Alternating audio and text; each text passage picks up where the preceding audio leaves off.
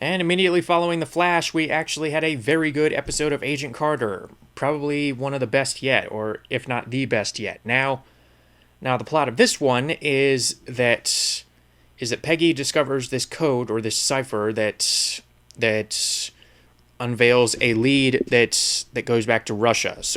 So basically, she sort of invites herself along on this mission with Thompson and a few other SSR agents on the condition that she actually get them some additional forces, and she calls the Howling Commandos, or whatever Howling Commandos that they could afford for this show, i.e.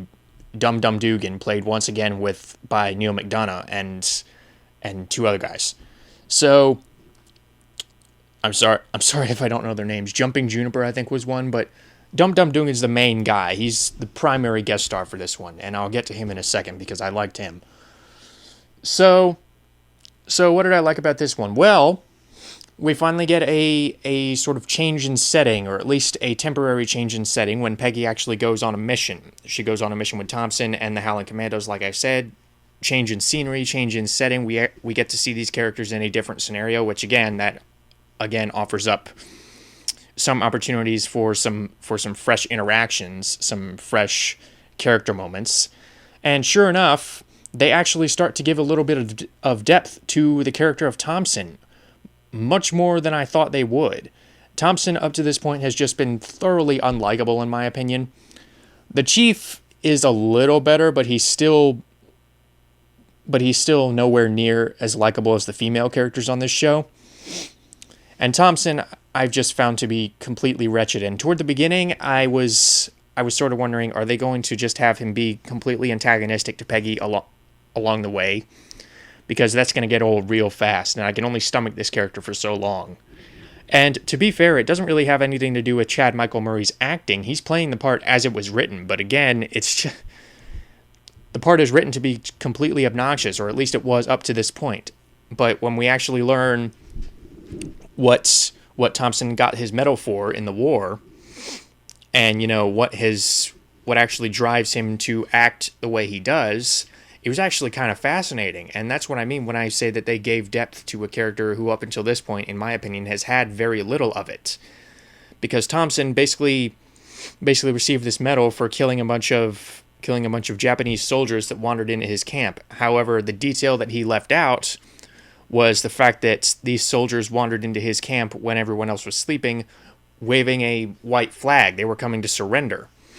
And Jumpy Thompson, he actually shot all of them before anyone knew what was happening, because as when we think back on the Japanese in World War II, they weren't exactly ones to surrender. Of course, that opens up a whole new topic when talking about, the kamikaze pilots and fighting to the last man, which I'm not going to get into. But yeah, that was seeing that burden finally revealed on his shoulders, and basically finding out that his whole attitude up to this point has basically been a facade, sort of an act to keep up the image that he was sort of quote unquote awarded with after this terrible act. Again, really added some depth to this guy, and seeing him freeze up toward the end of the episode only to be snapped out of it by Peggy, and having a newfound respect for her at the end, or at least we can assume that, really surprised me. And aside from that bit of character development, there was also some interesting tie-ins to the character of Black Widow. And again, Black Widow is my least favorite member of the Avengers, but seeing the backstory of how she potentially got her training in Russia, basically what happens is that there's this secret camp in this snowy location. We never learn exactly where it is, or at least not that I can recall, but basically it's almost like this asylum or this boarding school, sort of like a cross between an asylum and a boarding school, with a sprinkle of a concentration camp thrown in there, where basically these young girls, these girls are like teenage, maybe a little younger. These girls are basically held against their will. They are indoctrinated they are taught to fight to the death. They are taught these. They're basically taught to use these merciful tactics by these or merciless tactics by these merciless adult figures, and this actually explains the character of Dottie in the last episode. Dottie being the woman next door from Peggy who killed the Leviathan agent that came after him. Now, what does Leviathan necessarily have to do with this program? Who knows? But again, I'm more interested than ever. And it was a really nice, creepy touch with the handcuffs, because basically before these girls go to sleep, they're sort of handcuffed to their beds. And basically Dottie, before she goes to bed every night, she actually has this pair of handcuffs in her nightstand drawer, which she pulls out, cuffs one of her wrists to the bed, and kind of goes to sleep like this.